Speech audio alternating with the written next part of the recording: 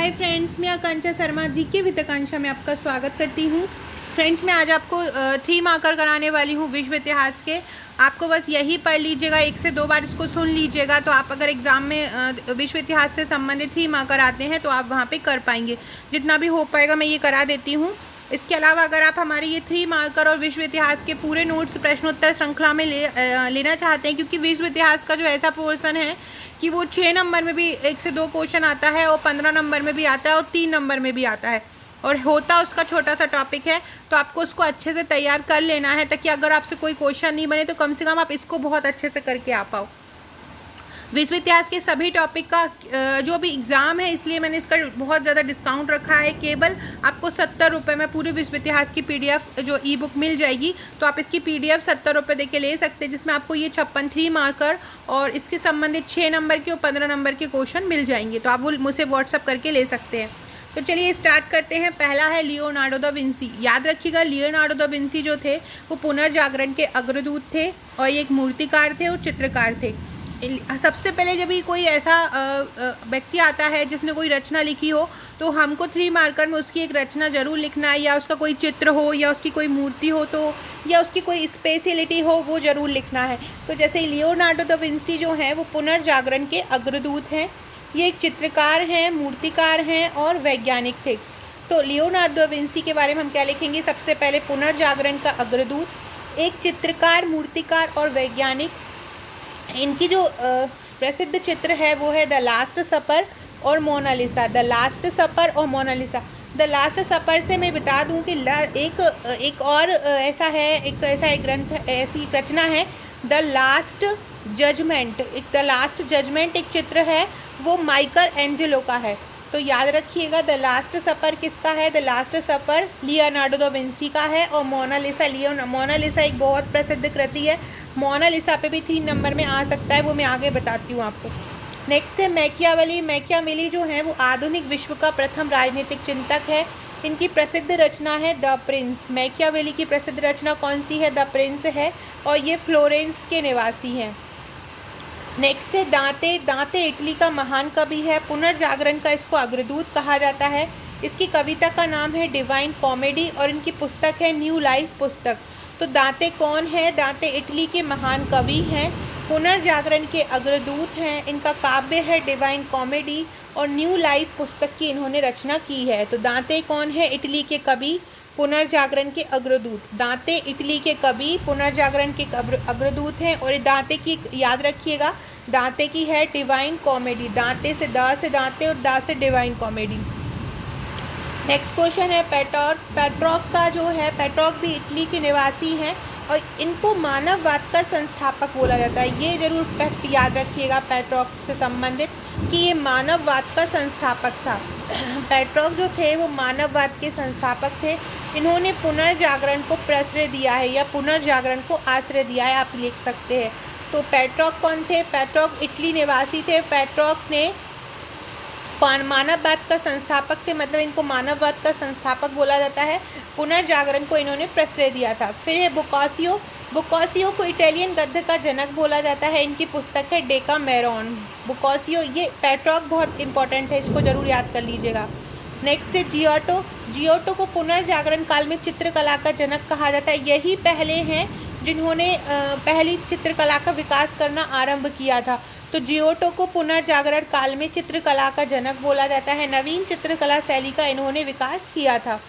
Next है Mona Lisa. Mona Lisa प्रसिद्ध तेल चित्र है, मतलब मोनालिसा लियोनार्डो दा विंसी द्वारा मतलब बनाया हुआ है, और ये तेल चित्र है। और इसकी विशेषता है नारी मुख पर रहस्यमयी मुस्कान। मतलब इसमें कैसा चित्र बनाया गया है? इसमें एक नारी के मुख पर एक रहस्यमयी मुस्कान बताई गई है। फ्रेंड्स, यहाँ पे पानी गिर रहा है और इसलिए बिजली चमक रही है, आपको थोड़ी सी आवाज़ दब रही होगी, क्योंकि बहुत तेज बिजली, शायद आप लोग जहाँ रहते हो वहाँ भी ऐसा हो रहा होगा। The last supper. The last supper भी लियोनार्डो दा विंसी की है। मोनालिसा हो चाहे द लास्ट सपर हो, दोनों ही लियोनार्डो दा विंसी की है। इसकी विशेषता है द लास्ट सपर की, कि जो द लास्ट सपर में ईसा मसीह का अंतिम भोज चित्रित किया गया है, ईसा और उसके साथियों को। तो लियोनार्डो दा विंसी द्वारा बनाई कृति है ईसा मसीह का, इसमें अंतिम भोज। ईसा और उसके साथियों का चित्रित किया गया है। तो द लास्ट सफ़र में ईसा और मसीह का अंतिम भोज चित्रित किया है, लियोनार्डो दा विंसी द्वारा बनाई गई है। अब है हम आपका माइकल एंजेलो। माइकल एंजेलो एक अद्भुत मूर्तिकार चित्रकार थे। माइकल एंजेलो के बारे में 2018 का जो पेपर है उसमें 6 नंबर में आया था। मेरे जो पुराने पेपर है, सॉल्व्ड पेपर है हैंड रिटन, उसमें 2018 में ये पूरा सॉल्व किया हो। जो मेरे सॉल्व्ड पेपर है पुराने 5 साल के पेपर हैंड रिटन सॉल्व है, तो आप उसको भी ले सकते हैं। अगर आप अगले पेपर की तैयारी कर रहे हैं, अगले मेंस की तैयारी कर रहे हैं, तो वो भी आपके लिए बहुत इंपॉर्टेंट रहेगी। तो माइकल एंजेलो एक अद्भुत मूर्तिकार और चित्रकार थे। इनकी कृति है द लास्ट जजमेंट। सिस्टाइन के गिरजाघर की छत में इन्हीं के चित्र बनाए गए हैं। सिस्टाइन के गिरजाघर की छत है, अनेक गिरजाघरों में स्तंभों में इनका चित्र जो है वो बना हुआ है। इनकी रचना जो है चित्रित रचना बनी हुई है। तो सिस्टाइन के गिरजाघर की छत में इनके चित्र बनाए गए हैं। नेक्स्ट है राफेल। राफेल जो है वो इटली का एक कवि है। राफेल कहाँ का है? राफेल इटली का एक कवि है। ये चित्रकार और वास्तुकार थे। इनकी सर्वश्रेष्ठ कृति है मैडोना का चित्र। इसे मैडोना जो जीसस की माता थी उनका चित्र राफेल ने बनाया है। तो याद रखिएगा राफेल कहाँ के थे? राफेल इटली के थे। इटली के कवि थे, चित्रकार और एक वास्तुकार थे। राफेल की प्रसिद्ध कृति कौन सी है? मैडोना की। राफेल की प्रसिद्ध कृति है मैडोना का चित्र। मैडोना कौन है? जीसस की माता है। नेक्स्ट है फ्रांसीसी बैकन। फ्रांसिस बैकन कौन है? पुनर्जागरण काल का श्रेष्ठ निबंधकार है फ्रांसिस बैकन। इंग्लैंड के निवासी हैं। इनके विचार क्या थे? इन्होंने वैज्ञानिक दृष्टिकोण का वर्णन किया था। उन्होंने बोला कि ज्ञान की प्राप्ति प्रेक्षण से ही हो सकती है। तो फ्रांसिस जो बेकन थे पुनर्जागरण काल के श्रेष्ठ निबंधकार थे, इंग्लैंड निवासी थे। इनका विचार था कि वैज्ञानिक दृष्टिकोण के द्वारा ही ज्ञान की प्राप्ति हो सकती है। नेक्स्ट है इरेस्मस पुनर्जागरण के अग्रदूत थे। इनकी पुस्तक थी द प्रेज ऑफ फॉली। इरेस्मस की कौन सी पुस्तक थी?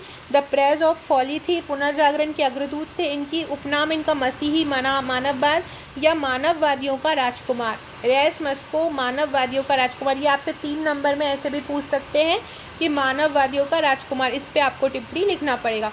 फिर है Martin Luther. Martin Luther Germany के निवासी हैं, धर्म सुधार आंदोलन के प्रवर्तक हैं। मार्टिन लूथर जर्मनी के निवासी हैं, धर्म सुधार आंदोलन के प्रवर्तक हैं। जर्मन भाषा में इन्होंने बाइबल का अनुवाद किया था। क्या किया था? जर्मन भाषा में उन्होंने बाइबल का अनुवाद किया था। तो याद रखिएगा मार्टिन लूथर जर्मनी के निवासी थे। मार्टिन लूथर ने धर्म सुधार आंदोलन का प्रवर्तन किया था और जर्मन भाषा में बाइबल का इन्होंने अनुवाद किया था। किसमें? जर्मन भाषा में। फिर रोजर वेकन इंग्लैंड निवासी पुनर्जागरण करता थे, आधुनिक प्रयोगात्मक विज्ञान के जन्मदाता।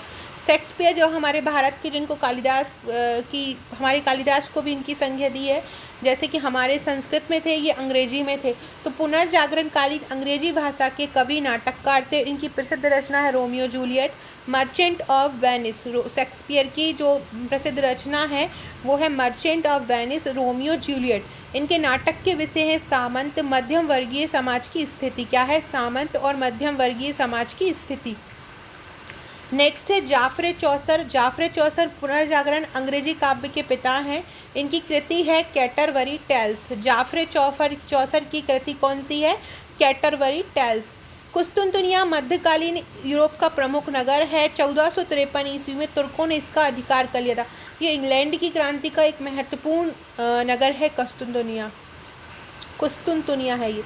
रैंसमैन मतलब पुनर्जागरण करता होता है, जो जिसने पुनर्जागरण करने में योगदान दिया हो।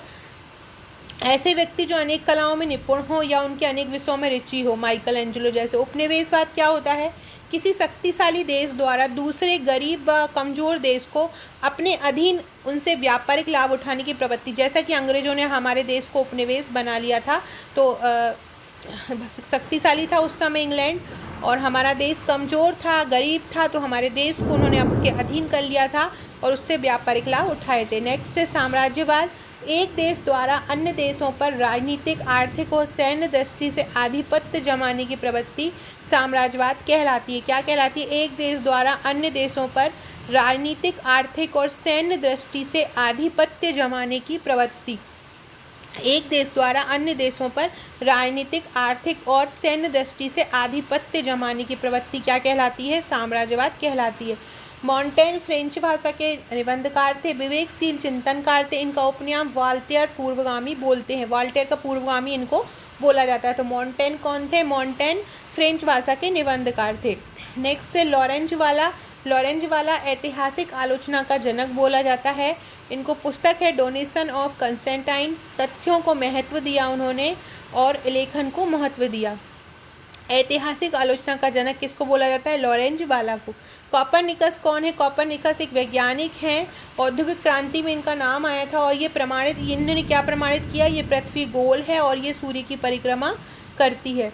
नेक्स्ट है कैथोलिक। ईसाई धर्म का प्राचीन संप्रदाय है। रोम का पोप इसका प्रधान था।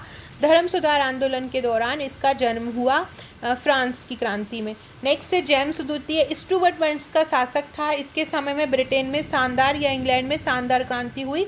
जेम्स द्वितीय कहाँ का था? स्टुअर्ट वंश का शासक था। चार्ल्स द्वितीय के पुत्र थे।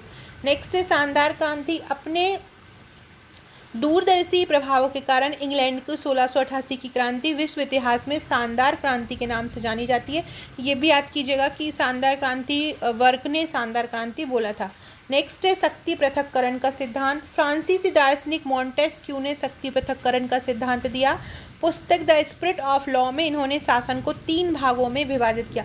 आपको याद रखना है कि मॉन्टेस्क्यू, शक्ति पृथक्करण का सिद्धांत किसने दिया? मॉन्टेस्क्यू। अगर मॉन्टेस्क्यू आए तो भी आप इसको शक्ति पृथक्करण के सिद्धांत के बारे में लिखिएगा और शक्ति पृथक्करण का सिद्धांत आए तो मॉन्टेस्क्यू के बारे में लिखिएगा। तो मॉन्टेस्क्यू ने कौन सा सिद्धांत दिया? शक्ति पृथक्करण का सिद्धांत दिया। अपनी पुस्तक द स्पिरिट ऑफ लॉ में इन्होंने शासन को 3 भागों में विभाजित किया। कौन कौन से? विधायिका, कार्यपालिका और न्यायपालिका। और उन्होंने बताया ये तीनों एक दूसरे से स्वतंत्र हैं। शक्ति पृथक्करण का सिद्धांत मॉन्टेस्क्यू ने दिया, द स्पिरिट ऑफ लॉ पुस्तक में दिया। विधायिका, न्यायपालिका ये तीनों अंग एक दूसरे से स्वतंत्र है। लुईस 16 कौन है? फ्रांस की क्रांति इसी के समय हुई थी। इसी ने बोला था मैं ही राज्य हूँ, मेरे ही शब्द कानून है। देशद्रोह के अपराध में इसको फांसी दे दी गई थी। नेक्स्ट है मिरावो। मिरावो फ्रांसीसी कुलीन वर्ग का सदस्य है, सीमित राजतंत्र का समर्थक है। नेक्स्ट है जैकोबिन। जैकोबिन उग्रवादी प्रवृत्ति के मध्यम वर्गीय लोग थे। जो फ्रांसी के क्रांति के समय समाज जो था वो 3 वर्गों में बटा हुआ था। तो जो तृतीय स्टेट था, तृतीय स्टेट भी 2 भागों में बटा हुआ था, एक मध्यम वर्ग और एक सामान्य वर्ग। तो जो मध्यम वर्ग था उसमें ये जैकोबिन दल आता था। ये उग्रवादी प्रवृत्ति के होते थे। इसके प्रमुख नेता जैकोबिन दल का दांते था। दांते था द डिवाइन, अभी हमने उसकी बुक पढ़ी है।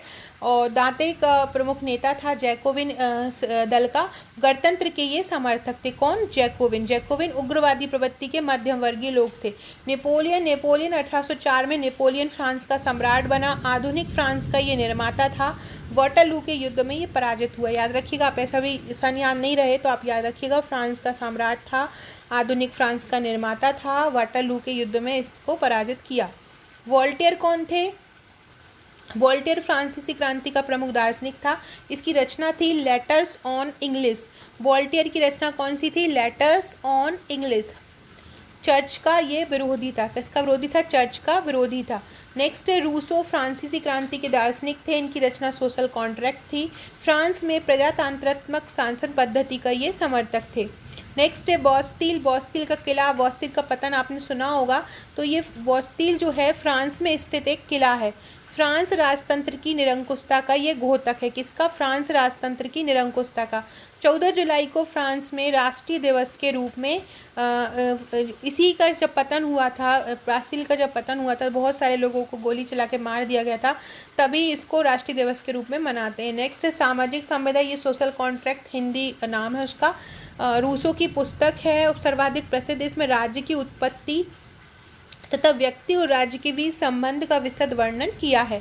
नेक्स्ट है टेनिस कोर्ट की शपथ। तो फ्रांस के स्टेट जनरल भवन के बागान में स्थित एक टेनिस का मैदान है। फ्रांस के स्टेट जनरल का भवन है, भवन के बागान में मैदान है। यहाँ 33 स्टेट के प्रतिनिधियों ने शपथ ली थी, इसलिए इसको टेनिस कोर्ट की शपथ बोला जाता है। लेटर्स डे कैचेट क्या है? फ्रांस में राजा द्वारा जारी किया जाने वाला वारंट है। व्यक्ति नाम और इसमें सजा का उल्लेख होता है। लेटर्स डे कैचेट क्या है? फ्रांस में राजा द्वारा जारी किए जाने वाला वारंट है। तृतीय सदन स्टेट जनरल का तीसरा सदन है। इसमें जनसाधारण, प्रतिनिधि, वकील, डॉक्टर, प्रोफेसर, मजदूर, किसान आते हैं। Next guillotine. गिलोटिन क्या होता है? ऐसी मशीन जिसमें लिटाकर मृत्युदंड पाने वाले को सिर धड़ से अलग कर दिया जाता है। गिलोटिन का निर्माण डॉक्टर गिलोटिन ने ही किया था। तो क्या होता है गिलोटिन? ऐसी मशीन जिसमें लिटाकर मृत्युदंड पाने वाले व्यक्ति का सिर धड़ से अलग कर दिया जाता है। नेक्स्ट है आसिया रेजिम। आसिया रेजिम के बारे में 6 नंबर में भी याद कर लीजिएगा। क्रांति से पूर्व फ्रांस की आर्थिक, सामाजिक, धार्मिक दशा है। 4 घृणास्पद कर इसमें लगे हुए थे। टाइट, धमांस, नमक कर और कार्वे, इसको आसिया रेजिम बोलते हैं। मोनियर क्या है? 1789 में फ्रांस की क्रांति का प्रबल क्रांतिकारी है ये। टेनिस कोर्ट शपथ का मोनियर ने ही प्रस्ताव पास किया था। जेम्स वाट औद्योगिक क्रांति का पिता है। 1769 में बाष्प क्रांति से चलने वाले इंजन का इन्होंने आविष्कार किया था। पावर लूम क्या है? पावर लूम कॉट लाइट के द्वारा बनने वाला करगा है। औद्योगिक क्रांति का सर्वश्रेष्ठ चमत्कार है, ये जल शक्ति से चलता है। क्या? Power loom. नेक्स्ट है हम्फ्री डेवी। हम्फ्री डेवी औद्योगिक क्रांतिकालीन वैज्ञानिक है। 1800 क्रांति में सेफ्टी लैंप इसने बनाया। हम्फ्री डेवी ने खानों में काम करना इसके द्वारा सुगम हुआ। नेक्स्ट है फर्डिनांड द लासेप, एक फ्रांसीसी अभियंता जिन्होंने भूमध्य सागर और लाल सागर को जोड़ा। फर्डिनांड द लासेप कौन है? एक फ्रांसीसी अभियंता है जिन्होंने भूमध्य सागर और लाल सागर को जोड़ा। नेक्स्ट है रॉबर्ट ओवन, ये बेल्स निवासी हैं। समाजवादी शब्द का प्रथम बार प्रयोग रॉबर्ट ओवन ने ही किया, याद रखिएगा। ओवन ने समाजवादी शब्द का प्रथम बार प्रयोग किया। आदर्शवादी समाजवाद के प्रवक्ता थे कौन? Robert Owen. Karl Marx German निवासी थे। कार्ल मार्क्स के बारे में तो आपने सुना ही होगा। इनका मार्क्सवाद जो है बहुत ज़्यादा फेमस है। ये समाजवाद के संस्थापक थे, वैज्ञानिक समाजवाद के संस्थापक थे। ये प्री में भी कई बार पूछा गया है। इनकी पुस्तक है दास कैपिटल और कम्युनिस्ट मैनिफेस्टो। कौन सी है? दास कैपिटल और कम्युनिस्ट मैनिफेस्टो। जारशाही, रूस के शासक को जार कहते थे। यह व्यवस्था मार्च 1917 में समाप्त हुई। अंतिम जार शासक जार निकोलस द्वितीय। लेनिन कौन था? लेनिन बोल्शेविक क्रांति का नेता था। बोल्शेविक क्रांति जो रूस में होती थी। चेका का इसने गठन किया। पुस्तकें हैं राज्य और क्रांति लेनिन की। लाल आतंक और श्वेत आतंक क्या होता है? बोल्शेविकों द्वारा रूसी क्रांति को बचाने के लिए भयंकर कारनामों को लाल आतंक तथा इनके विरोधियों के कुकृत्यों को श्वेत आतंक कहा जाता है। बोल्शेविकों ने रूसी क्रांति को बचाने के लिए जो कारनामे किए उसको बोलते हैं लाल आतंक। ड्यूमा रूस की संसद है, इसमें जनप्रतिनिधियों का प्रतिनिधित्व होता है। रूस के क्रांति के परिणाम स्वरूप ये बनी।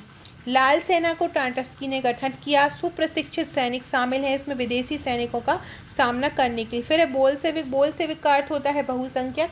रूस में स्थापित ये दल है। 1903 में इसकी स्थापना हुई। बोल्शेविक का क्या होता है? बहुसंख्यक होता है। रूस में स्थापित दल है। 1903 में इसकी स्थापना हुई। किसकी? बोल्शेविक की। सो फ्रेंड्स, ये थे हमारे आज के क्वेश्चन। अगर आप ये विश्व इतिहास के पूरे 3 नंबर वाले, 6 नंबर वाले और 15 नंबर वाले प्रश्न लेना चाहते हैं जिसमें आपकी पूरी क्रांतियाँ, प्रथम विश्व युद्ध, द्वितीय विश्व युद्ध, औद्योगिक क्रांति, पुनर्जागरण, ये सभी टॉपिक रहेंगे, तो आप 70 रुपये में इसकी PDF परचेज कर सकते हैं। इसके अलावा आप हमारी टेस्ट सीरीज़ भी ज्वाइन कर सकते हैं। ये हमारी टेस्ट सीरीज़ है, इसमें आपको ये टेस्ट सीरीज़ मिलेगी, साथ में आपको एक ग्रुप मिलेगा। उस ग्रुप में मैं 27 तारीख के बाद आपको इसमें बहुत इंपॉर्टेंट मटेरियल देने वाली हूँ, बहुत इंपॉर्टेंट चीज़ें देने वाली हूँ जो एग्ज़ाम में आना ही है। तो आप हमारी ये टेस्ट सीरीज़ सॉफ्ट कॉपी या हार्ड कॉपी में ले सकते हैं। Okay friends, thank you.